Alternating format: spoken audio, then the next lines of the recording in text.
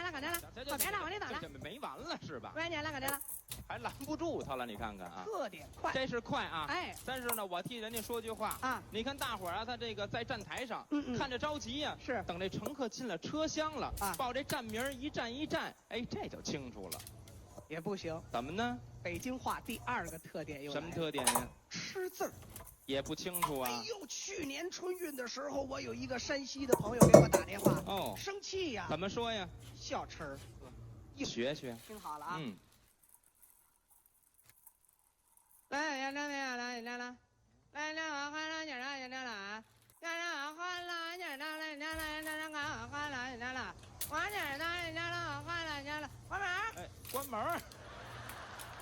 好。您听吧，什么都听不清楚，就这俩字关门清楚。哎，生活当中的特点。这没关系啊，我改一个交通工具。改什么？我换一个。到达三亚凤凰国际机场，请检查安全带是否系好，调至最靠背，并收起小翅膀，打开遮光板。谢谢您的合作。Ladies and gentlemen, welcome aboard our aircraft from Beijing to Sanya CZ1850. We will arrive in Sanya Fenghuang International Airport.